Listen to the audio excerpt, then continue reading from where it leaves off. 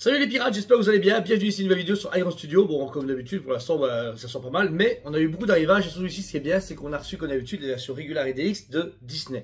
Les dioramas Disney qui facturent cher. Leur problème, c'est pas la qualité ni la proposition, c'est chaque fois le budget. On est plus ou moins à 1000 euros diorama complet à chaque Disney. Mais à chaque fois, Iron Studio cède sa proposition pour avoir un petit plus régulier. Donc ici, pour 391 €, vous avez Peter Pan et Captain Crochet avec un bout de bateau et une horloge. Simplement, et pour 1035 €, vous avez tout ça. Alors, c'est là que les gens souvent tirent la tronche, ils arrivent, font 1000 balles pour ça, et ouais, parce qu'au final, ça reste logique dans l'idée d'Iron Studio, c'est-à-dire qu'ici, si on fait que ça, c'est plus ou moins 400 €, vous faites plus ou moins x 2,5, vous êtes en termes de résine et de travail équivalent, donc c'est pareil, on va dire qu'ils n'ont pas menti sur la marchandise. Par rapport à la concurrence, par contre, on a eu ça avec La Belle la Bête, Diorama Iron Studio, du coup à 1000 €. Et pour 750 € ou 800 € maximum, vous aviez les deux grands cars qu'ils avaient sortis chez Best Kingdom. Donc voilà, pareil ici pour 1000 €. Et c'est le prix de la Wolverine entière qu'on a chez Sideshow Lumineux.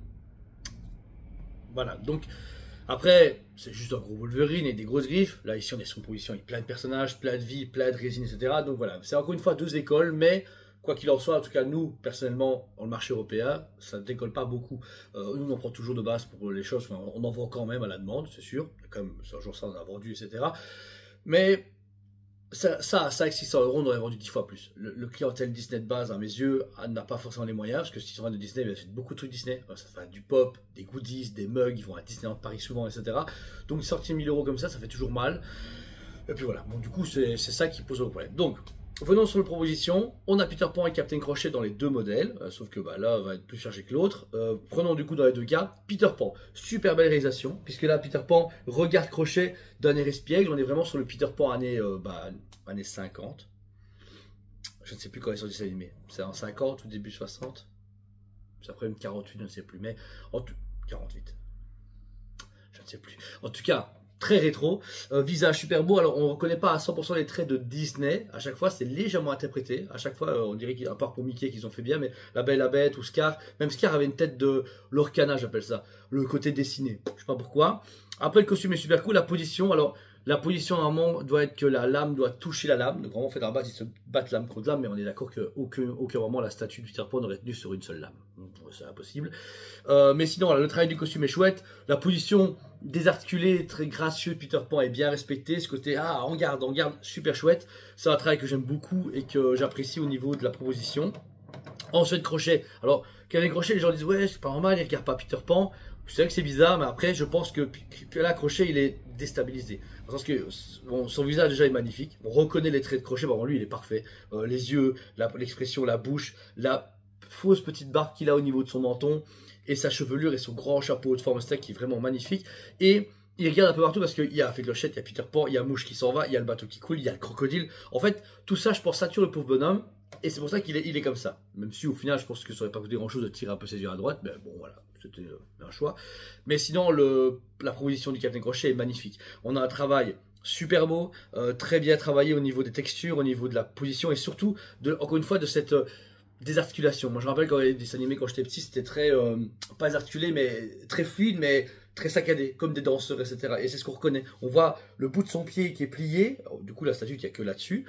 On voit ses jambes qui partent en avant, la cape qui part vers le haut, la toge, etc. Donc vraiment ils ont bien travaillé pour que ça respire et en même temps que ce soit dynamique. On voit le combat, on voit que Crochet est à bout, il est au bord du bateau et qui va littéralement tomber dans l'eau et ou dans le crocodile dans la version DX. Mais franchement c'est magnifique, c'est très bien travaillé et dynamique. Pour revenir à la version régulière, vous aurez tout simplement un bateau, très bien, donc le bateau un peu pirate, même s'il ne ressemble pas à 100% au sien, mais c'est vraiment le bout du bateau cassé, fracturé. Le bois est très léger, même si je pense que c'est une volonté de garder ce côté animation. On marquera deux différents types de couleurs, la version normale est une version très claire, alors que la version DX est une version plus foncée. Propositions différentes, même la painting est un peu différent. Des crânes devant, pourquoi pas. Et par contre pour équilibrer un peu le rapport qui a été pris, ils ont mis la grosse horloge, la montre à gousset, qui fait du coup référence au tic-tac du crocodile. Tic-tac, tic-tac, qui est vraiment chouette, j'aime beaucoup. Et puis en bas, ça c'est pas mal, on retrouve un peu ce qui est posé les Goonies. On a des tonneaux, des bouteilles d'alcool, des bouteilles de pirates, avec un peu d'argent et de monnaie qui tombe dans l'eau, dans une écume très saturée avec de l'eau translucide. Donc au final, pour ce petit format, c'est pas mal, c'est cool. Je veux dire, c'est juste marrant, parce que j'ai regardé ça avec vu qu'il y a de Sideshow ici, pour 328,90, on a un petit diorama à 10e de Peter Pan.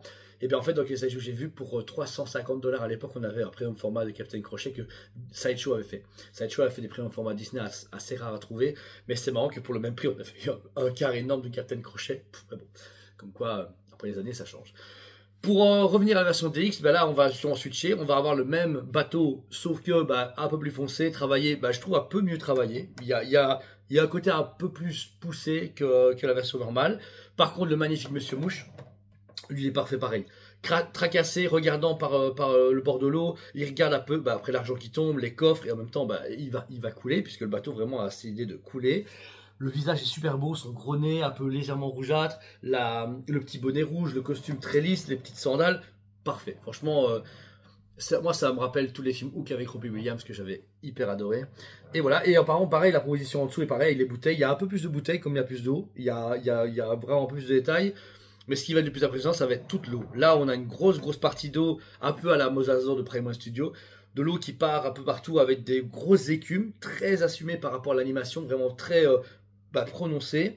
Avec de l'eau qui part un peu dans tous les sens. Et le crocodile qui est parfait. Le croco du coup qui tend la gueule ouverte vers Crochet, avec ses yeux immobulés comme K, qui fait genre ah cool, je vais pouvoir bouffer le Captain Crochet, bouffer plus que sa main qu'il a bouffé à l'époque.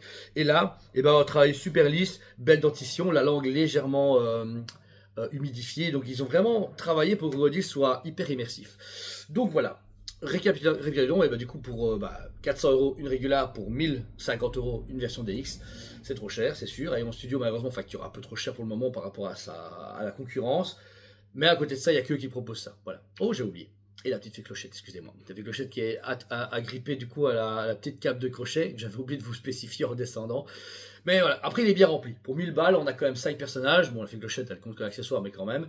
Et elle est quand même belle. J'aurais voulu peut-être ça 750, 800 €, ça aurait pas été déconné quand même pour le travail, la résine, la licence Disney coûte cher, etc. Mais voilà, c'est la preuve, on a vendu très peu d'exemplaires, quelques-uns quand même, et on les vend toujours. C'est pour ça que j'en prends toujours au moins un pour le magasin à chaque fois pour les reviews et pour montrer aux gens, parce que beaucoup de fans de Disney ont le coup de cœur en vrai. En Disney, on a rarement des précommandes. Les gens font, ouais, je vais renvoyer. C'est comme les Stitch, même avec Kingdom Stitch à 300 balles.